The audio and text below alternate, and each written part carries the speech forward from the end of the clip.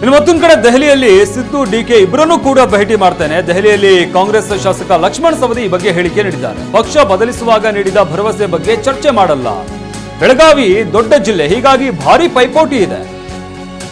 ಎರಡಕ್ಕಿಂತ ಹೆಚ್ಚು ಮಂತ್ರಿ ಮಾಡಿದ ಉದಾಹರಣೆ ಇದೆ. ಒಂದೇ ಸಮುದಾಯದ ಇಬ್ಬರನ್ನ ತೆಗೆದುಕೊಂಡಿದ್ದು ಇದೆ. ಹೈಕಮಾಂಡ್ ನಾಯಕರನ್ನ ಭೇಟಿ ಮಾಡಿ ಚರ್ಚೆ ಮಾಡ್ತೇನೆ ಅಂದ್ರೆ ಈಗಾಗಲೇ ಸಾಕಷ್ಟು ಬಳ್ಳಾರಿ ಜಿಲ್ಲೆಯಲ್ಲಿ ಸಾಕಷ್ಟು ಜನ ಶಾಸಕರುಗಳು ಲಾಬಿ ನಡೆಸ್ತಾ ಇರುವಂತಹ ಹಿನ್ನೆಲೆಯಲ್ಲಿ ಒಬ್ಬರಿಗೆ ಕೊಟ್ಟರೆ ಮತ್ತೊಬ್ಬರಿಗೆ ಕೊಡೋದಕ್ಕಾಗೋದಿಲ್ಲ ಅಂತ ಹೇಳೋದಕ್ಕಾಗೋದಿಲ್ಲ. ಅದರಿಂದಾಗಿ ಲಕ್ಷ್ಮಣ್ ಸವದಿ ಇದೇ ವಿಚಾರವನ್ನ ಪ್ರಸ್ತಾಪ ಮಾಡಿದ್ದಾರೆ. ನಾನು ಪಕ್ಷ ಬಿಟ್ಟು ಕಾಂಗ್ರೆಸ್ ಸೇರ್ಪಡೆ ಮಾಡ್ಕೊಳ್ಬೇಕಾದಂತಹ ಸಂದರ್ಭದಲ್ಲಿ ಏನು ಭರವಸೆ ಕೊಟ್ಟಿದ್ರು ಅದ್ರ ಬಗ್ಗೆ ನಾನು ಈಗ ಮಾತಾಡಲ್ಲ. ಆದರೆ ಈ ಹಿಂದೆ ಸಾಕಷ್ಟು ಉದಾಹರಣೆಗಳಿದೆ.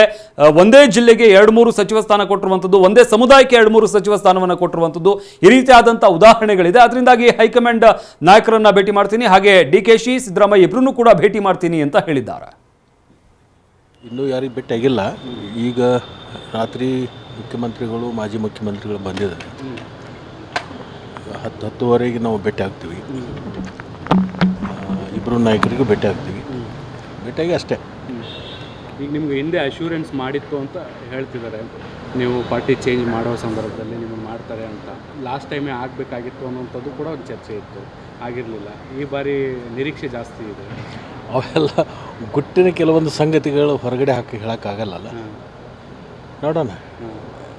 ಬಟ್ ನಿಮ್ಮ ಜಿಲ್ಲೆಯಲ್ಲೇ ಕಾಂಪಿಟೇಷನ್ ಜಾಸ್ತಿ ಇದೆ. ಸಹಜವಾಗಿ ನಮ್ಮ ಜಿಲ್ಲೆ ದೊಡ್ಡದಿರೋದ್ರಿಂದ 18 ಕ್ಷೇತ್ರ ಇರೋದರಿಂದ ಒಂದೊಂದು ಕಾಲಕ್ಕೆ 4-5 ನಮ್ಮ ಜಿಲ್ಲೆಯಲ್ಲಿ ಮಂತ್ರಿಗಳಾಗಿರ್ತಕ್ಕಂಥದ್ದು ಇದೆ.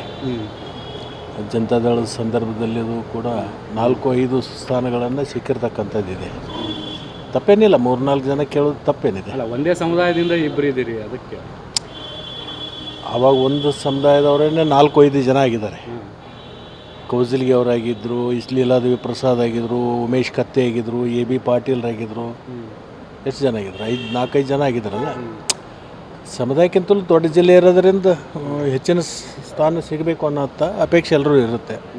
ನೋಡೋಣ ನಾಯಕರು ಏನು ಮಾಡ್ತಾರೆ.